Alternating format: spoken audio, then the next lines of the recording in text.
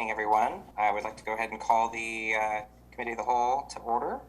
We just have one item on our agenda tonight, and that is regarding the Bezos Academy. And for this, I'm going to go ahead and turn it straight over to Mary Jane. Thank you, Council President, and thank you, Council members. I'm here tonight to introduce the Bezos Academy. I'm Mary Jane Van Cleve. I'm Communications and Engagement Director. Through to my previous position as the Recreation Director, I had the pleasure to work with the Bezos Academy and assisting them as they navigate through our city process and procedures in terms of leasing one of our spaces and activating it. So they're here today to introduce themselves, their experience up to this point, as well as answer any questions. We also have several staff members on this call as well, in case you have any questions about our normal process that they've gone through if they are unable to answer. But basically, I will now hand this over to Judith for a brief moment. She's going to share the video that was included in your agenda packet, and this is for folks who have not had a chance to view it. We will watch that, and then we'll hand it over to Emmanuel and Scott for further discussion. Thank you.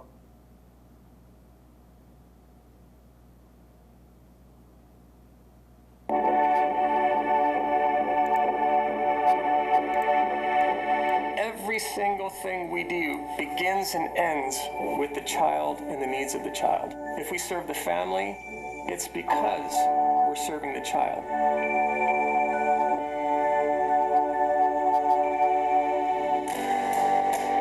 Bezos Academy is a nonprofit, tuition-free, Montessori-inspired preschool network.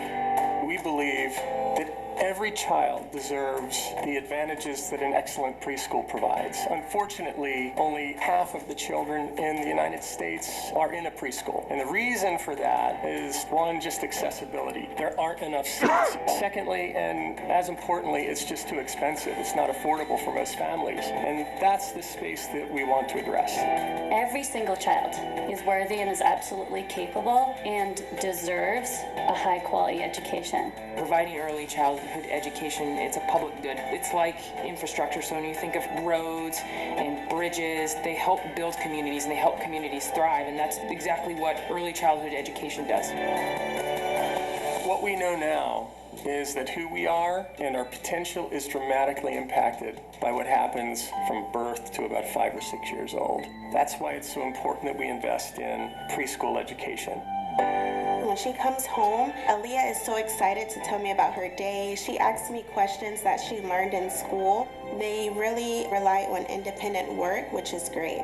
The children get to explore the environment and find what is interesting to them. It's about removing the obstacles so they can get to what they need to do so that they can have that self-actualization and growth. Not only do we build a love of learning, but we also set them up for success in the future. What does it take to build an academy from start to finish, especially during a pandemic? We come into a community that needs a preschool. We seek out a partner who also understands the importance of high-quality preschool, and their contribution is a facility. And then we come into that facility and we perform all of the leasehold improvements that will create a beautiful, safe environment for the children. And we launch the school together. The partnership between Wesley and Bezos Academy has been one that has been very inspirational for, I think, both parties. Well, hello. I'm Shirley Tolleson. I'm a resident at Wesley Gardens in Des Moines, Washington. It's a joy to see the children on our campus. I feel that it's a very worthwhile cause.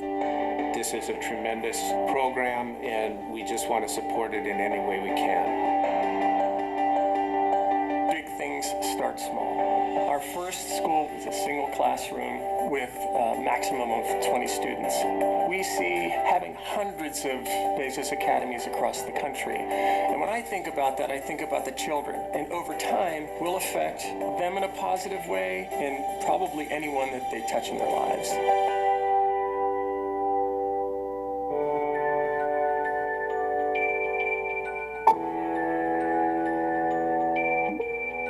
It's about time that every child and family in this country is deemed worthy and given the opportunity to experience a loving, welcoming environment that is just for them.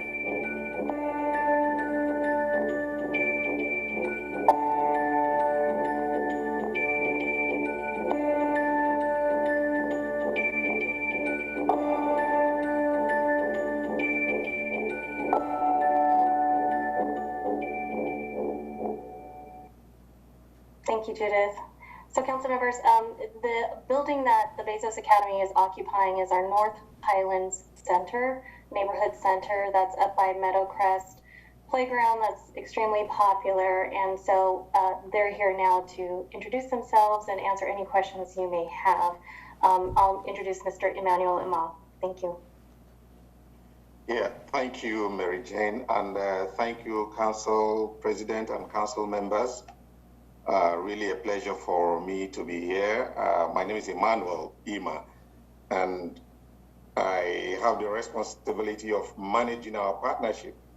So the partnership between Bezos Academy and the City of Renton, as well as other partnerships with different organizations and bodies in the state of Washington. Here on the call with me, I have our head of partnership, who actually was very instrumental and walked all the way in terms of everything that resulted in this partnership. Scott Edison is here. He will share. Maybe Scott, you want to introduce yourself and then. Absolutely. Thank you. Great to be with everybody tonight. My name is Scott Edison, and as Emmanuel said, I'm responsible for partnerships. And partners in partnership is a critical piece to our model. We are, as the video stated, a nonprofit. All of our schools are tuition free. And so we don't, there's no concept of revenue in our organization, only expense. And the way that we're able to make Mr. Bezos' dollars stretch is to find partners in communities, underserved communities that are aligned with our mission and have space we can use to build out our schools. And then we take it from there. And we'd love to share details about our model tonight if you're interested, and answer any questions you may have about our plans broadly or specific to Renton. So great to meet all of you. Yeah, thank you, Scott. And also on the call tonight is Mary Beth Caruso. She will introduce herself much later. I'll give her a longer period of time to talk about herself. She will be our face and everything in the city of Renton as she manages the school. So I'll give her some minutes as I move ahead. But I just wanted to explain to the council, I mean, this is a real pleasure to be before you, just to pick up the baton to say thank you so much.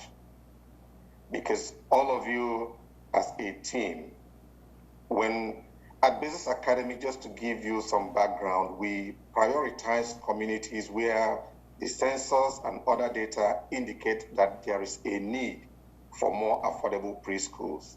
So the city of Renton was on our radar from the start in 2020 when we dug into this data. We recognize that, of course, there are great schools, there are great programs in the city, but obviously there is a clear gap between the raw number of low-income preschool children living in Renton and the number of seats that are available in the existing programs that you have in the city.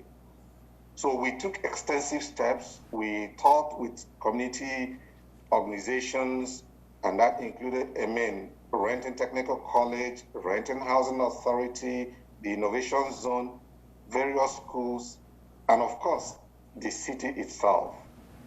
So I am really delighted to come in here, appear before you to say thank you, because when we located a suitable place, that space that Mary Jane talked about at North Highlands Neighborhood Center, you as a council approved a 15-year partnership between Bezos Academy and the city of Renton. And this is a clear indication of the step you want to take as representatives of the people to increase access to tuition-free quality preschool for children in Renton. Your action, your steps, your approval of this partnership is a clear indication of the work that you are investing in the children, in families in the city. Now, a lot of folks in conversations I've been having keep asking me, what actually makes your program different? What makes it work? I want to also keep explaining it to everyone that our preschools offer year-round programming, 5 days a week, for children ages 3 to 5 years old. our belief is that this schedule is not only beneficial for the children's learning and growth, but it also makes it easier for the adults, the parents, who need to pursue economic activities outside the home. So the idea is that when the children in Renton come to this school, their parents, the adults who ordinarily will be taking care of them back home, will have the opportunity to pursue economic activities, go out there, get a job, and of course, boost the economy of the city. So our academic day runs from 9 a.m. to 3:30 p.m. with extended learning from 8 a.m. to 9 a.m. That means parents can drop off the children at 8 a.m. in our schools. And then we also have extended programming from 3:30 p.m. to 5:30 p.m. So they drop them off at 9, pick them up at 3:30. For our program, we seek out the best educators and we provide competitive pay and benefits. We are very, very committed to ensuring that every one of our schools exists as a part of the community, not outside of it. This means that the value that we bring is both long-term and community-focused. For instance, we prioritize hiring and training teachers from the community. I know that Mary Beth will talk a little bit about this when she's going to, introduce herself. And our goal is to hire and to train teachers who reflect the students and families that we serve. So we are at this point really digging in, looking to recruit teachers and assistant teachers from the city of Renton. We are also going to be working with the parents when our school is up and running to promote their involvement in their children's education.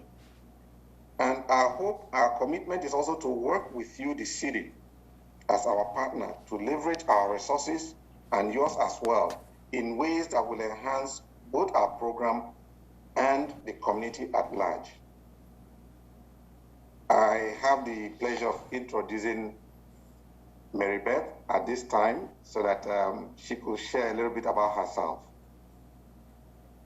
Thank you so much, Emmanuel. I'm so glad to be here and meet all of you tonight. My name is Mary Beth Caruso. I'm an educator, a longtime early childhood educator. I worked in Montessori schools for many years as well as learning other techniques from other early childhood programs as well. I have also been an administrator, so both teaching and administrative experience I have. But it's really working with the children in the classrooms that is my first passion, and I just feel that that is my calling. So here I am. I've joined Bezos Academy really because of the mission that they bring to help bring quality early childhood education into underserved communities. And so I'm really honored to be doing that with Bezos Academy and being here tonight. I just would like to say that I'd like to work with all of you on bringing everyone together, children, families, staff, to create an inclusive learning environment at Bezos Academy in North Highlands, Renton, North Highlands. Manuel spoke about how we can hire local folks, and I really want to encourage you, if you know of anyone who's interested in teaching or has a teaching background, who's local, to apply. We have information on the website, the Bezos Academy website.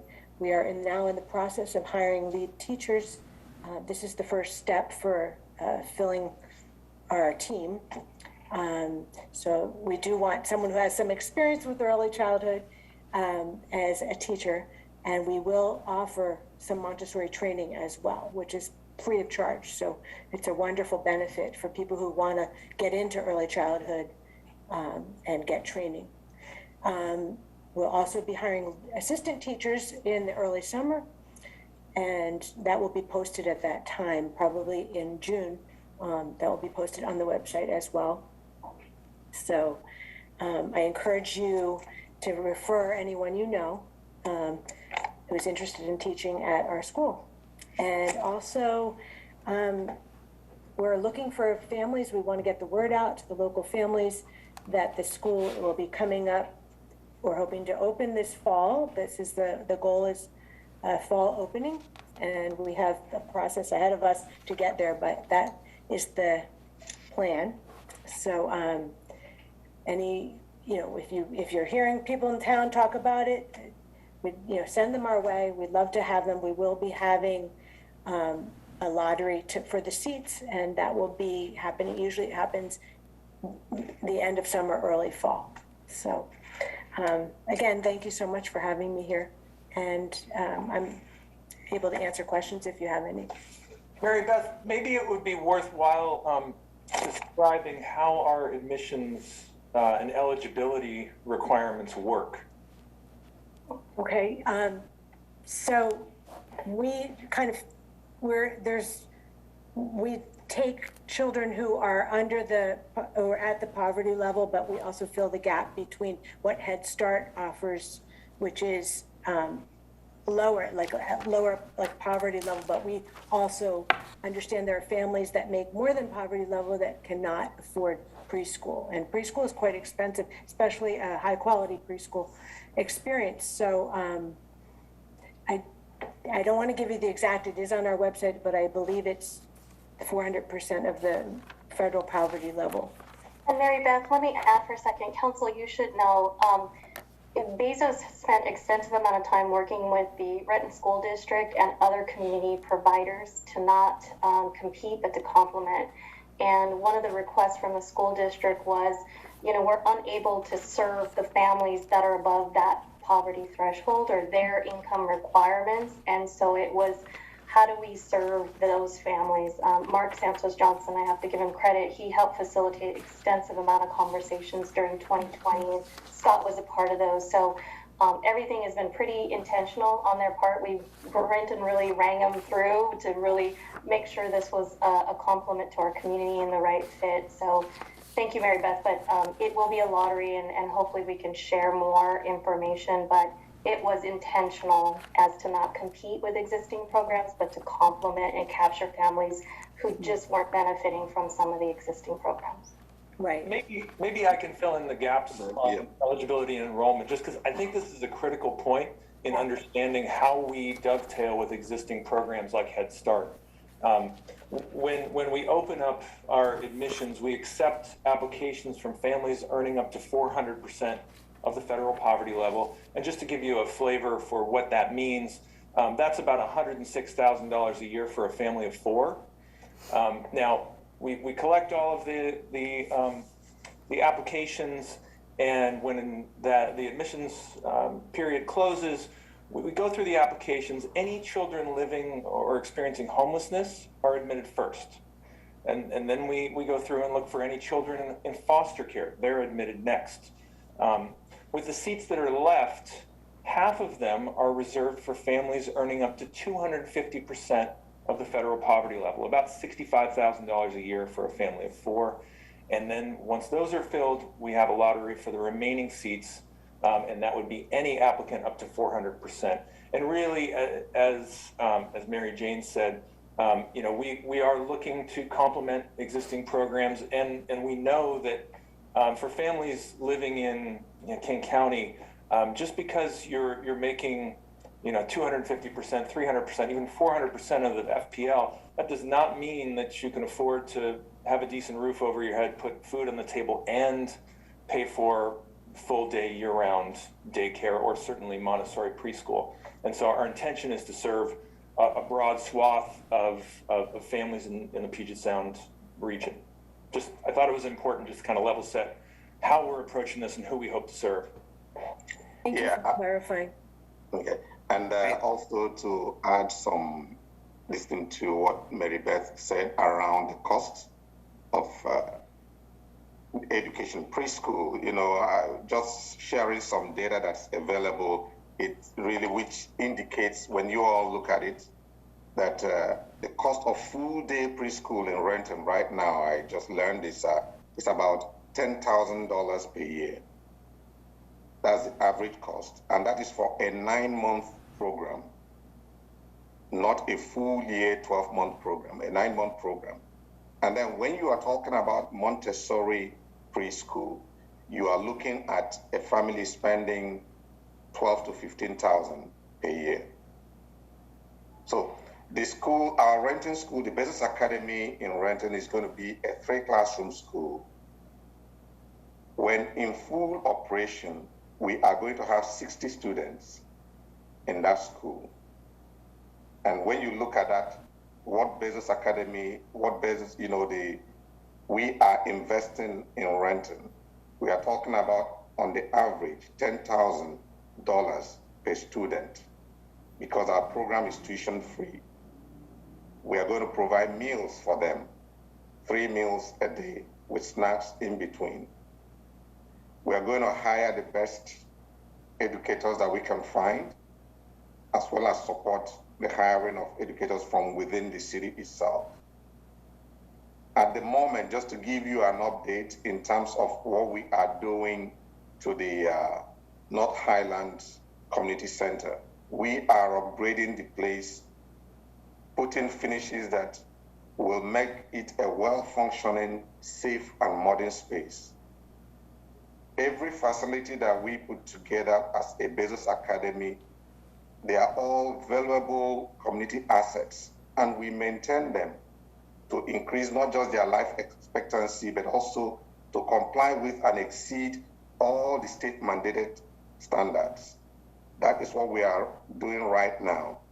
We are hoping that the work, for some of you who might drive past that place, we are hoping that the place will be ready we'll finish construction May of this year, and then we will apply for licensing by DCYF, that's the State Department for Children, Youth, and Families. It is after we get that license that the lottery Mary Beth Scott have talked about comes in. And we will open our doors to welcome all you council members to visit when we finish construction. So we are investing a lot in making that space very safe and modern for our children in Renton to come in. We are really excited, as you can hear Mary Beth talk about just having those children come in. There are 60 of them, and that is part of what we are doing in the community.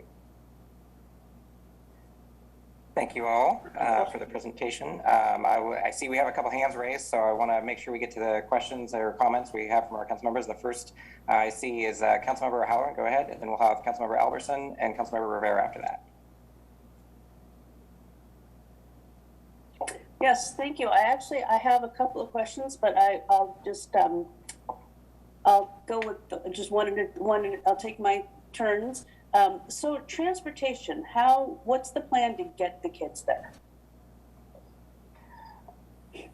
Scott, you want to take that transportation question? It's a good question. At this stage, we are not providing transportation for any of our schools. It's something we've thought a lot about, and long term we may revisit that decision. It turns out that in terms of logistics, complexity, cost, and risk, transportation is maybe as complex as opening and running a preschool. And so at this stage, we're squarely focused on education and providing great curriculum to kids. We're designing these schools in a way that we want to make sure that the demand is strong enough in about a 2-mile radius of a location, so that families, and we're also looking at public transportation to make sure if families don't have a way of driving themselves, they can get to our facility. But we would love to provide transportation to every child, but today we just don't feel that we're at a stage we can do that. All right, Councilmember Albertson. Thank you. And thank you, Councilmember O'Halloran, for helping me scratch one of my questions off the list. I don't know how many people remember the name of the preschool they went to, but Columbus Children's College is the preschool I went to. I will never forget it. It was one of the best things, that I've always known. it helped me. I actually skipped kindergarten because I was too prepared for kindergarten. So I was really glad to see this, and I think it's a really great thing. My question is, when the time comes, so as many people know about this as possible, what's the promotional plan? And if, like you said, hey, if you know anybody should spread the word, blah, blah, blah. What promotional material will we have access to? How can we help to make sure that everybody who needs to know will know? And then tied into that, I'm curious about the lottery process, and when people will need to know, and that timeline and all that sort of thing, the complexity of that, I guess. Yes, we will still keep sharing information with the city. We are connecting with different community organizations within Renton. We are going to use social media to reach out. And then we have a very robust, strong family and community engagement team. Our goal is not necessarily to advertise in a way that attracts everybody from all corners. So our preference is to reach out, like Scott mentioned, that we try to locate our schools within places where 2-mile radius, there's a strong demand, a strong need. So what we do usually is to go out to the laundromat, to the grocery stores, to everywhere. We hand out leaflets, and that's what our team does. Mary Beth, as she's talking about recruiting educators, that is also part of what they do. Reach out to the community around the school, neighborhood, and we undertake to connect with different bodies and share out a lot of information prior to the lottery period.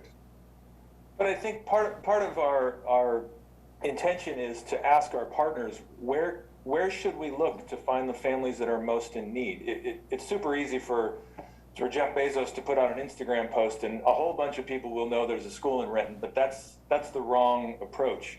What we've done so far is a very low-tech approach. As Emmanuel said, we print out posters in English and Spanish, at least we did for the first several schools, and we asked our partners, where are the families? Where should we go? Where do they shop? Where's the Medi Center that families in this immediate community are using, and we go there. So as we approach the time to recruit students and families, we'll be asking our partners, we'll be asking the city of Renton, we'll be asking the community organizations that we have met so far, hey, where should we go? We also, because we have spent quite a bit of time speaking with other providers, I think we'll probably end up talking with them, because there are programs that, for instance, Head Start programs that may be fully subscribed, or they have people applying to their programs that don't qualify. They make too much money, or that sort of thing. So we may be able to help bridge the gap for some of those families in those programs. Does that answer your question? Yeah, it does. I mean, as I think about some of the families that would need to, should know about this, I just hate for, some people to kind of slide through the cracks because of maybe the lack of access to a medium or whatever that, you think you got it covered. I mean, I like your plan there, but overall I wanted to get a better sense of how that was being done. So fair enough. And I like the order, by the way, of your, homeless foster care and all that kind of stuff. So I like that. Thank you. All right. Councilmember Rivera, and then we'll go to Councilmember Perez. And thank you so much, Council President McIrvin. Please forgive me, I've lost my voice, but I do have a couple of questions. Emmanuel spoke to the amazing benefits and opportunities for the teachers, and I have a question: if your employees and teachers will be unionized, or are they unionized at your schools? That's my first question. And then my second question is, are you going to be friendly and work with also equally and equitably LGBTQ families and children of LGBTQ families as well. And I think I may have missed this question, but how many students will be in the classroom in Renton? Those are my 3 questions. Yeah, let me take the simplest one. 60 students when we are in full operation. So 3 classrooms, and the ratio is, we don't have more than 20 students per class. Ratio of a lead teacher in a classroom and 2 assistant teachers. So always. And then, yes, we non-discriminatory in everything, in every aspect of our work. That means children from every family. That is key, that is critical. So it's an umbrella that covers everyone. Then our teachers are not unionized at this point. All right, thank you. Councilmember Perez. Thank you. Thank you for choosing Renton. Thank you for working with us. Thank you for your presentation. I'm very excited about this. I am Mexican, and Spanish is my first language. And I'm a little bit concerned about the families that live around that area specifically. A lot of them are Hispanic community. But we have the tendency to miss these opportunities because sometimes having posters in Spanish is not enough for us to know, you know. And my question will be, are we working with other organizations like Centro Rendu or the English language learners facilitators in the Renton School District, who are the ones that are very familiar with these families as well? Because my fear is the same of Councilmember Albertson, that some of these families will miss the opportunity just because the way we receive information is not the same way that other communities do. And again, thank you very much for the opportunity to work with you. I think in Renton we're very lucky to have these kind of programs. Councilmember Perez, thank you so much. What you just pointed out, I mean, and the community-based organizations you just mentioned, that is critical for us. That is why we don't walk into a community and think that we know it all. We want to find a partner who can direct us, who can lead us, who can guide us, with whom we can collaborate, a real partner to work hand in hand throughout the entire process. So I am so grateful for all these organizations you've mentioned. And as we move forward, we'll definitely come back to you, just like we'll come back to other organizations to find out how do we connect with these families. I know that Maribeth is taking copious notes right now, trying to make sure that all that is recorded for us, because that is exactly what we are looking for, how to connect with those families and those children. So we will be doing more and more of that, yes. All right, we've got, oh, go ahead. I was going to ask Councilmember Perez, do you have any guidance? How should we find those families, or how should we best communicate to families that are primarily Spanish speaking in the community? I think it's very important that now that you're recruiting teachers, that you recruit a facilitator that speaks Spanish and that knows the community. Obviously, it's better if you said that you wanted to include a diverse population in your teachers and people that look like us. So people that speak language, it doesn't have to be your first language, just that able to communicate with the communities. We are very lucky here to have Centro Rendu that works very close with families, but also every single school, especially elementary schools in Renton, they have the English language learners facilitators that very close to families that have children around the area. And obviously churches. Churches are a place that, especially the Spanish-speaking population, we trust, and this when we congregate. And if you want to reach to me, I'm more than happy to send you names of people that I know in the city that are community leaders for the Hispanic community, specifically in Renton. I appreciate that. I think we will follow up. Thank you. All right, I'm going to call on Councilmember Vaughn, and then we'll go back to Councilmember O'Halloran and Albertson. Thank you, Council President, and thank you so much, Scott, Emmanuel, and Mary Beth for your presentation. Very much appreciated getting to know more about the Academy. But I want to piggyback on Councilmember Rivera's question as far as unionizations of teachers. Is that in the pipeline? Is there a timeline of as far as the sustainability of the programs? Because as we're looking at a 15-year partnership with the Academy, can you shed some light to that?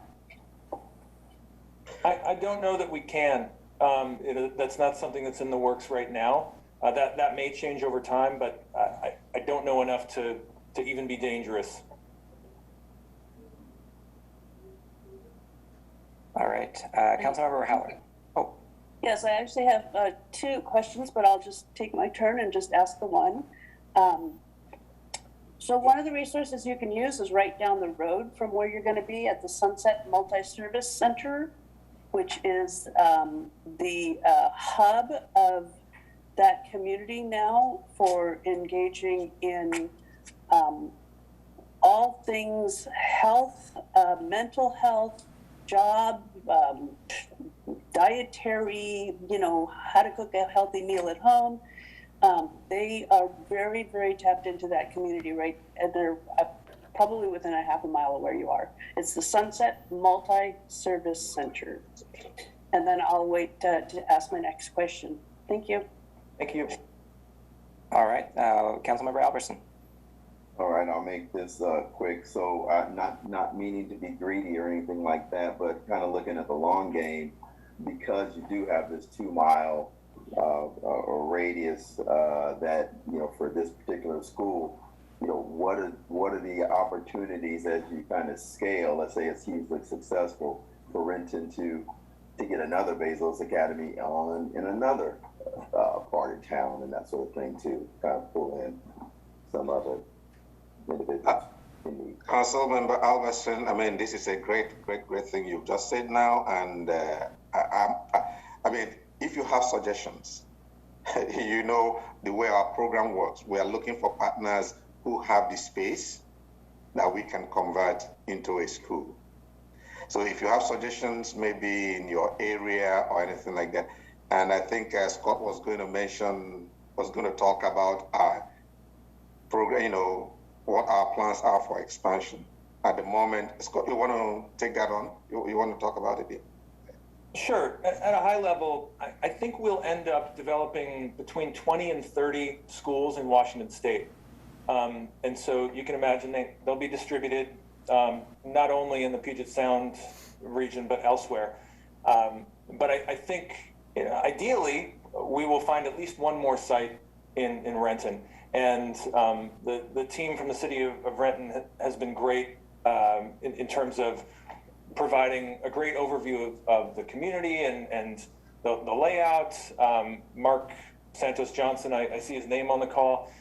He personally drove me around the community to help orient me early on, which was really useful. Connected me with a number of different organizations to have an early look at what's possible. We've looked at many properties in the area, and so far we haven't found too many that really fit the bill in terms of when we look at a facility, we're looking through a couple different lenses. The first lens is, can we create a safe, beautiful space for kids? The second is, can we get it licensed through DCYF? And if we evaluate the space and the answer is yes, then we have to move on. And so we are certainly interested in continuing to look in Renton, whether that means finding a building that we can retrofit, basically make leasehold improvements to and create another Bezos Academy. Or we've also started an exploration around what would it look like if we found a piece of land that we could bring in a modular school. And that's something we're open to as well. We have had, we've started that conversation. We sort of paused it, but we're happy to dust off that playbook and talk about it again. So if this group believes there's enough demand in Renton, we're ready to have that conversation. Thank you. Great question, Councilmember Albertson. That might have been one I was saving to ask at the end, so we'll check that one off the list for me. Councilmember Rivera, and feel free if you have more than one. I don't want you to strain your voice. Just the one, actually prompted by Councilmember Albertson. Why was this location chosen? Well, from my perspective, there were a couple things that we're trying to solve for. I already mentioned that, we have to believe that we can create a space that's going to be great for kids and teachers, and we have to believe it will be licensable. And that space, there were already classroom-like rooms in place. There's a beautiful playground next door. There's parking. There are a lot of the things that we need to set up a school. It also happened to be in the Sunset Highlands area, where the data tells us within a couple miles there are a lot of kids that can use more services like we're offering. So that was a big part of it. It was also one of the first. Renton was one of the first communities that we looked at, and we wanted to make sure for our first several partners that we aligned with organizations that we thought were on very solid footing. And so I was much more excited about partnering with a city government rather than, say, private individual. It's just easier for us to get our heads around what does a 15-year-long agreement look like, and do we think that the other party is going to be in business or solvent at the end of that 15-year term. The city of Renton is certainly going to be around much longer than that. And so that was kind of the combination of factors that we were looking at. Thank you. Councilmember Halloran, you are the last hand I see raised, and we're running out of time, so I would say fire away with any remaining questions you have. Oh, we might be circling back to Councilmember Rivera again. I just in the interest of time, I'll lower my hand. Thank you. My only other question was what data did you pull from? Where's your data source? Well, before we got started, we commissioned a study with an organization called Washington STEM, and they pulled together census data, DCYF childcare and early learning data. Essentially, we were just trying to triangulate where are the kids that are living in low-income situations. In those same zip codes, do those kids have access to subsidized programs like Head Start and other high-quality programs that are somewhat affordable? And if the answer is there's a big gap between the number of kids and the number of seats in programs, then we're going to dig in a little more. And so what we ended up with is this heat map of the state of Washington, and the areas that glowed bright red were those areas with the biggest gap.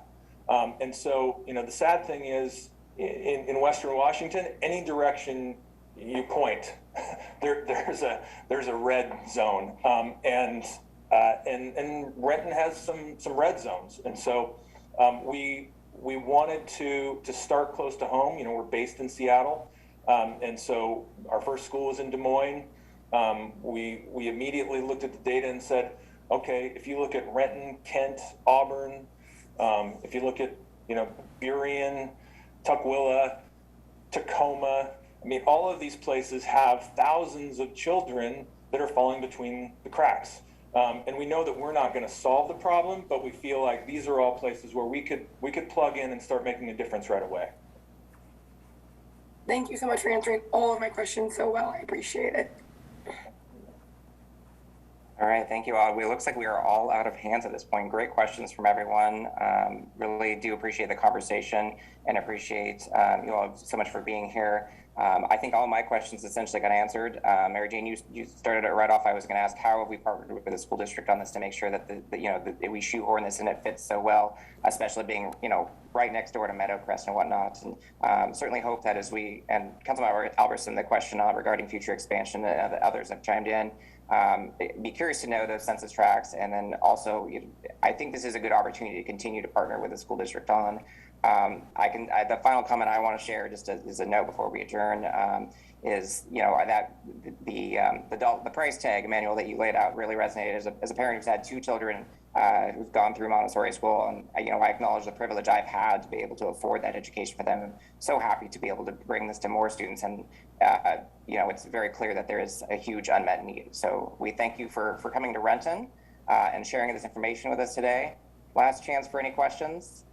No, may I say, Council President and council members, if you have any additional questions or resources you'd like us to relay to the Bezos group, they're still working. This is an interdepartmental support effort, and I thank all my colleagues for supporting this because we know this is a priority to you and to the mayor. Please let us know. We'd be happy to relay that or connect you further. But yes, thank you for the time.